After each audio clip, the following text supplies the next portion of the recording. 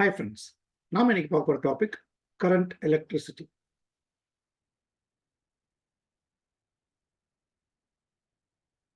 இந்த டாபிக்ல நம்ம எலக்ட்ரான்ஸோட ஃப்ளோ, எலக்ட்ரான்ஸ் ஒரு இடத்துல இடத்துக்கு ஃப்ளோ ஆச்சுன்னா அது எப்படி பிஹேவ் பண்ணும், அதோடைய ரிசல்ட் என்ன அப்படிங்கிற கதைகளை பேச போகும். ஸோ இங்கே நம்ம பேசுறதுனால ஒரு கண்டக்டர் அப்படின்னு எடுத்துக்கிட்டோம்னா இதில் எலக்ட்ரான்ஸ் இருக்கும். அண்ட் நமக்கு தேவையான விஷயம் இங்கே பார்த்தீங்கன்னா ஃப்ரீ எலக்ட்ரான்ஸ். இந்த ஃப்ரீ எலக்ட்ரான்ஸ் அப்படிங்கிற டேர்ம்ஸ் ரொம்ப முக்கியமானது. ஒரு மெட்டீரியல்ல இந்த ஃப்ரீ எலக்ட்ரான்ஸ் இருந்தால் அது கண்டக்டராக பிஹேவ் பண்ணும், இல்லைன்னா அந்த மெட்டீரியல் இன்சுலேட்டராக பிஹேவ் பண்ணும், டயலெக்ட்ரிக் அப்படின்னு பிஹேவ் பண்ணும். ஸோ இந்த ஃப்ரீ எலக்ட்ரான்ஸ் தான் ஒரு கண்டக்டர்ல சார்ஜை ஒரு பிளேஸ் இன்னொரு பிளேஸ்க்கு கொண்டு போகும். So this free electrons are the reason for conducting electric current. அப்போ ஒரு கண்டக்டர்ல சார்ஜஸ் ஃப்ளோ ஆகிற speed or the rate of flow of charges, rate of flow of charges, இதைத்தான் நம்ம எலக்ட்ரிக் கரண்ட் அப்படின்னு சொல்றோம். எலக்ட்ரிக் கரண்ட், கரண்ட் அப்படிங்கிறது ஒரு காமன் வேர்டு. எதெல்லாம் ஃப்ளோ ஆகுதோ நம்ம அதெல்லாம் கரண்டோட கனெக்ட் பண்ணலாம். இங்க சார்ஜஸ் ஃப்ளோ ஆகிறதுனால we call it as electric current. இது ஒரு scalar quantity. It does not obey any vector laws அப்படின்னு சொல்லுவோம். ஆக்சுவலாக இதை நம்ம ஒரு டென்சார் ஸ்டைல்ல இருந்து பேசணும், பட் இது வெக்டார் இல்லை அப்படிங்கிறதுனால நம்ம இதை ஸ்கேலர் அப்படிங்கிற டேர்ம்ல சொல்றோம். இது யூனிட் பார்த்தீங்கன்னா ஆம்பியர். ஸோ ஆம்பியர் அப்படிங்கிறது எஸ்ஐ யூனிட் சிஸ்டம்ல நம்ம யூஸ் பண்ணக்கூடியது. இதோட டைமென்ஷனல் ஃபார்முலா, கரண்ட்டுக்கான dimensional formula M L T A. நம்ம நார்மலா இங்கே M0, L0, T0, A, because it's fundamental quantity. இதை வேற டேர்ம்ஸ்ல நம்ம எழுத மாட்டோம் பொதுவாக. ஸோ ஆம்பியர்ல எழுதும். ஒரு சில புக்ஸ்ல சார்ஜை வந்து ஃபண்டமெண்டலா எடுத்து கியூன்னு கொடுத்துருந்தாங்க அப்படின்னா இதை கியூ பை டின்னு எழுதுறாங்க. It depends upon the question setup.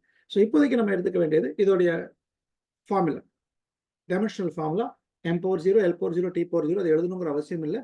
A ampere அப்படிங்கிறது ஏ அப்படிங்கிற சிம்பிளை நம்ம பயன்படுத்துறோம். இது கரண்டோட ஒரு பேசிக்கான ஒரு ஐடியா. இப்போ இந்த கரண்ட் ஒரு கண்டக்டர் வழியாக ஃப்ளோ ஆகுது.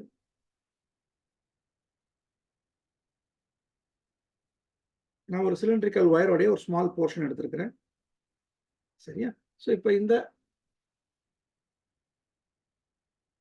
கண்டக்டர் வழியாக எலக்ட்ரான்ஸ், நம்ம இந்த எண்டு பாசிட்டிவ் பொட்டன்ஷியல் எடுத்துக்கலாம், இந்த எண்டு நெகட்டிவ் பொட்டன்ஷியல் எடுத்துக்கலாம். ஸோ இப்போ எலக்ட்ரான்ஸ் வந்து ஆட்டோமேட்டிக்காக பொட்டன்ஷியல் கொடுத்தோடனே ஃப்ளோ ஆக ஆரம்பிச்சிடும். ஸோ இந்த ஃப்ளோ பற்றி தான் நம்ம பேசுகிறோம். அப்போ எலக்ட்ரான்ஸ் எல்லாம் என்ன பண்ணும், ஆட்டோமேட்டிக்காக they will start moving towards the positive end of the battery. நம்மளுடைய கரண்ட் அப்படிங்கிறது இந்த எலக்ட்ரான்ஸ் ஃப்ளோ ஆகிற டைரக்ஷனுக்கு opposite direction. So always the direction of conventional current is opposite to the direction of flow of electrons. So current நமக்கு பிளஸ்ல இருந்து minus பார்க்க போயிட்டு இருக்கும். இப்போ இந்த current that is crossing through a given cross sectional area I by A.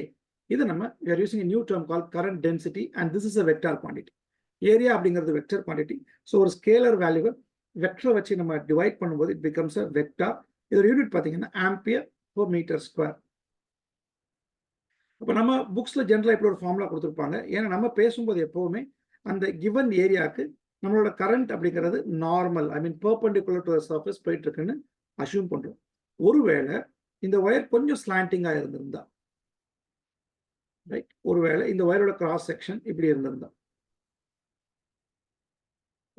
I couldn't do this, wait a minute.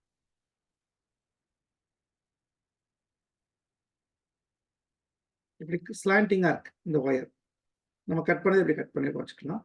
இப்போ இந்த இந்த ஏரியாவுடைய நார்மல் வெக்டார் இந்த டைரக்ஷன்ல இருக்கும், இதை ஏரியா வெக்டார்னு சொல்லுவோம் நம்ம. ஸோ கரண்டோட டைரக்ஷன் இது. இப்போ இந்த கரண்ட்டுக்குள்ள டைரக்ஷனும் ஏரியா வெக்டருக்குள்ள டைரக்ஷனுக்கும் நடுவில் ஒரு ஆங்கிள் தீட்டா. இங்கே அது இருந்திருக்க வாய்ப்பு இல்லை, பிகாஸ் அந்த ஏரியா வெக்டாரும் கரண்ட்டும் சேம் டைரக்ஷன்ல ஃப்ளோ ஆகிறதுனால இங்கே தீட்டா 0 டிகிரியா இருந்தது இந்த கேஸ்ல. இங்கே we got some value theta. இப்போ இங்கே என்ன ஆகும் அப்படின்னா இந்த value current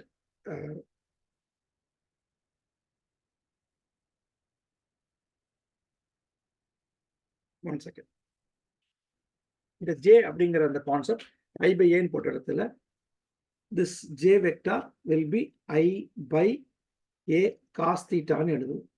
Or simply I is equal to J vector dot A vector that is equal to J A cos theta ன்னு எழுதுவோம்.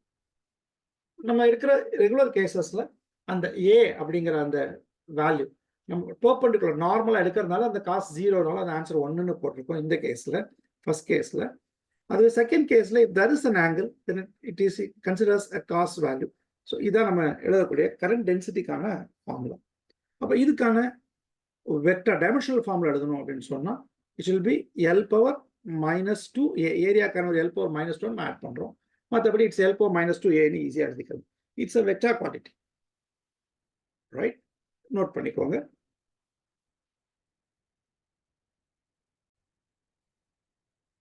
கரண்ட் ஐ இப்படி 2 டேர்ம்ஸ் யூஸ் பண்றாங்க. ஒன்று கேபிட்டல் ஐ யூஸ் பண்றாங்க, சில புக்ஸ்ல ஸ்மால் ஐ யூஸ் பண்றாங்க. கேபிட்டல் ஐ அப்படின்னு எழுதும்போது இந்த ஃபார்முலா பார்த்தீங்கன்னா delta Q by delta T, rate of flow of charges.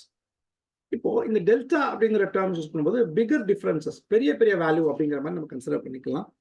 இதுவே இது வந்து நம்ம ஃபர்ஸ்ட் லெசன்ல படிச்ச சார்ஜ் வந்து ஒரு டிஸ்கிரீட் கான்செப்ட், ஒரு பார்ட்டிகல் நேச்சர், அப்போ தனித்தனியா இருக்கிற மாதிரி இருக்கிறனால இது பிகர் வேல்யூஸ் எடுத்துக்கலாம். நம்ம இன்னும் கொஞ்சம் மைக்ரோஸ்கோப் பார்க்கும்போது சார்ஜஸ்லாம் ரொம்ப குட்டி குட்டி வேல்யூஸாக மாறிடும். அப்போ நம்ம இந்த ஃபார்முலாவை எப்படி எழுதுவோம் அப்படின்னா limits delta D tends to 0, அதாவது உங்க டிஃபரன்ஸ் ரொம்ப ரொம்ப சின்னதாகுது. நம்ம வந்து ரொம்ப இன்ஃபினிட்லி ஸ்மால் அப்படிங்கிற குட்டி வேல்யூக்கு போகும்போது நம்ம இதே ஃபார்முலா எப்படி எழுதிடுவோம், dq பை dtன்னு எழுதிடுவோம். இந்த வேல்யூ இப்போ டிஃபரன்ஷியல் வேல்யூ ரொம்ப குட்டியாக இருக்கும். இந்த இடங்கள்ல உங்களுக்கு கரண்ட்டுக்கான சிம்பிள் ஐன்னு போட்டிருப்பாங்க. இன்னும் சொல்ல போனால் இந்த ஐ அப்படிங்கிறது இன்ஸ்டன்டேனியஸ் வேல்யூ அப்படின்னு நம்ம சொல்லுவோம். இது பெரிய டிஃபரன்ஸ் இல்லை, தெரிஞ்சு வச்சுக்கோங்க. கட்டாயம் நமக்கு ரெண்டுக்குள்ள வித்தியாசம் தெரியணும். இந்த கேபிட்டலே ஸ்மாலே ரெண்டுமே புக்ஸில் மாறி மாறி யூஸ் பண்ணுவாங்க. ரெண்டுமே தப்பு கிடையாது. பட் ஏன் யூஸ் பண்ணுறோங்கிற அந்த ஐடியா நமக்கு ரொம்ப ரொம்ப முக்கியம்.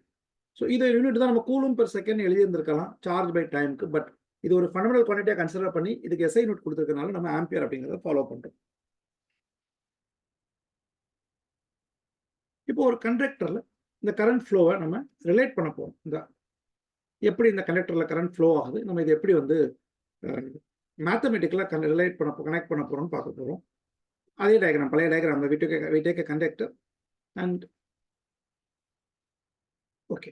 இப்போ இந்த கண்டக்டருடைய கிராஸ் செக்ஷன் ஏரியா ஏன்னு எடுத்துக்க போகிறோம். இதோட லென்த் பார்த்தீங்கன்னா எல்னு கன்சிடர் பண்ண போகிறோம். இதுக்கு நம்ம பொட்டன்ஷியல் டிஃபரன்ஸ் கொடுத்த உடனே ஆஸ் யூஷுவல் இந்த பக்கம் ப்ளஸ்ன்னு எடுத்துக்கலாம், இந்த பக்கம் மைனஸ்னு எடுத்துக்கலாம். ஸோ எலக்ட்ரான்ஸ் எல்லாமே they will try to move towards positive end of the battery. Simultaneously, the current will flow opposite to the direction of the electrons. Right? இங்க இருக்கிற நம்பர் ஆஃப் எலக்ட்ரான்ஸ், இந்த நம்பர் ஆஃப் எலக்ட்ரான்ஸ் அப்படிங்கிறது 2-3 விதமாக கொடுப்பாங்க. சிம்பிளா நம்ம capital என் அப்படின்னு போட்டோம்னா இது வெறும் நம்பர் ஆஃப் எலக்ட்ரான்ஸ் அப்படின்னு எடுத்துக்கலாம். ஓகே. அண்ட் ஸ்மால் என் அப்படின்னு போட்டோம்னா 2 இருக்கு இதுல. ஒன்று வந்து சர்ஃபேஸ் டென்சிட்டி, இன்னொன்று வந்து வால்யூம் டென்சிட்டி. அந்த கொஸ்டினை நம்ம வாசிச்சாலும் இல்லை கரெக்டாக வாசிச்சாலும் ரெண்டுக்கும் மீனிங் புரியும். சர்ஃபேஸ் டென்சிட்டி அப்படின்னா number of electrons per unit area. Volume density number of electrons per unit volume. இது ரெண்டையும் நம்ம ஞாபகம் வச்சுக்கணும். ஸ்மால் என் கொடுக்கும்போது நம்பர் டென்சிட்டி, அது number of electrons per unit ஏரியாவா இருக்கலாம், இல்லை number of electrons per unit வால்யூமா இருக்கலாம். நம்ம பின்னாடி ஃபார்முலா எழுதும்போது ஜஸ்ட் கனெக்ட் தட். ரைட். இப்போ நம்ம இங்கே right the formula for current. அப்போ அந்த கரண்ட்டுக்குள்ள டெரிவேஷன் படிக்கிறதுக்கு முன்னாடி எலக்ட்ரிக் ஃபீல்ட் அப்ளை பண்ண உடனே இந்த எலக்ட்ரான்ஸ்ல they will start moving towards the battery. நம்ம பாசிட்டிவ் என்ன சொல்லிட்டோம். அப்போ அது நார்மலாக மூவ் பண்ணால் they will start colliding with each other. ஒன்றுக்குள்ள ஒன்று முட்டி மோத ஆரம்பிக்கும். ஒரு பர்டிகுலர் டைமுக்கு அப்புறம் they will start moving with some constant velocity. So அந்த வெலாசிட்டிக்கு பேர் நம்ம drift velocityன்னு சொல்லுவோம். The velocity with which the electrons get drifted towards the positive end of the battery when electric field is applied. Electric field apply பண்ணதுக்கு அப்புறம் தான் இது move பண்ண ஆரம்பிக்கும். ஸோ அந்த கொஸ்டினாக நீங்கள் எழுதுனீங்கன்னா அந்த எலக்ட்ரிக் ஃபீல்ட் இஸ் அப்ளைடு அப்படிங்கிற வேர்ட் ரொம்ப ரொம்ப முக்கியம். இப்போ இந்த வேல்யூ கண்டுபிடிக்கிறதுக்காக நம்ம நியூட்டன்ஸ் ஈக்குவேஷன்ஸ் யூஸ் பண்ண போகிறோம். எப்படி யூஸ் பண்ண போகிறோம், நமக்கு தெரிஞ்ச basic equations of motion. V is equal to U plus AT தெரியும். இங்கே எலக்ட்ரிக் ஃபீல்ட் அப்ளை பண்ணதுக்கு முன்னாடி we assume that the electrons are at restங்கிற மாதிரி இனிஷியல் வெலாசிட்டி 0 தான் கன்சிடர் பண்ணணும். அப்போ automatically this U will be 0. நம்ம ஃபீல்டு அப்ளை பண்ணதுக்கு அப்புறம் we write the formula VD is equal to A. இந்த Tங்கிற இடத்துல டவுன்னு போடும். இந்த டவு அப்படிங்கிறது ரிலாக்ஸேஷன் டைம். இது ஒரு ஆவரேஜான ஒரு value and it's almost taken as a constant. Relaxation டைம்னா என்ன அப்படின்னா, இந்த எலக்ட்ரான்ஸ் எல்லாம் நம்ம எலக்ட்ரிக் ஃபீல்டு கொடுத்தோடனே அது முட்டி மோதி மூவ் பண்ணும்போது தே கொலைட் அப்பான் ஈச் அதர், ஒன்றுக்குள்ள ஒன்று மோதும். அப்படி ஒரு எலக்ட்ரான் ஒரு தடவை மோதி இன்னொரு எலக்ட்ரானுக்குள்ள மோதுறதுக்கு நடுவில் இருக்கக்கூடிய அந்த கேப், அந்த டைம், அதோட ஆவரேஜ் வேல்யூ தான் நம்ம ரிலாக்ஸேஷன் டைம் அப்படின்னு சொல்றோம். It is given with simple tau. So நமக்கான ட்ரிஃப்ட் வெலாசிட்டிக்கான formula V D is equal to a tau. இப்போ இந்த ஆக்சலரேஷனுக்கு சப்ஸ்டியூட் பண்ண போறேன். எப்படி சப்ஸ்டியூட் பண்ண போறோம்? இங்க ஃபோர்ஸ் அப்ளை ஆகுது எலக்ட்ரிக் ஃபீல்ட் கொடுத்த உடனே. So I can easily say F is equal to MA. And electric field apply பண்ணதுக்கு அப்புறம் கிரியேட் ஆகிற ஜெனரேட் ஆகிற force F is equal to EE. நான் we are talking about a single electron, so charge ஈன்னு எடுத்துருக்கேன். Group of எலக்ட்ரான்ஸ்னா Qன்னு எடுத்திருப்பேன். இப்போ ரெண்டு ஃபோர்ஸ் கிட்ட ஈக்குவலாக இருக்கணும். அப்போ MA is equal to capital E small e. Therefore acceleration A is taken as capital E small e by M. I'm going to substitute this value of A in the above equation. Our drift velocity Vd is equal to capital E small e by M into tau. So drift velocity Vd E tau by M into capital E. Charge of electron, relaxation time, mass of electron, they remains constant. So I can simply say drift velocity is directly proportional to the electric field. So electric field apply பண்ற value அதிகமாக drift velocity of the electrons நிச்சயமா அதிகமாக மாறும். இது drift velocityக்கும் electric fieldக்குமான relationship. அப்ப நடுவுல இங்க ஒரு டேர்ம் எழுதியிருக்கோமே நம்ம, இந்த E tau by M. இதை நம்ம சிம்பிளா ஒரே ஒரு டேர்ம்ல ரீப்ளேஸ் பண்ண போறோம், mu E, where mu is equal to E tau by M. This is called as mobility of electrons. Mobility use பண்றோம். அப்ப இந்த மியூக்கான யூனிட் எழுதணும். அப்ப mu is equal to Vd drift velocity by E ன்னு போட்டுக்கலாம். வெலாசிட்டிக்கு metre per second, electric field unit volt per metre, volt per metre. அப்ப இதை சேர்த்து எழுதணும்னா metre square per volt per second மாறி unit of mobility. This the relationship between drift velocity and electric field. And ஒரு new term use பண்றோம், mobility. Right, note பண்ணிக்கோங்க.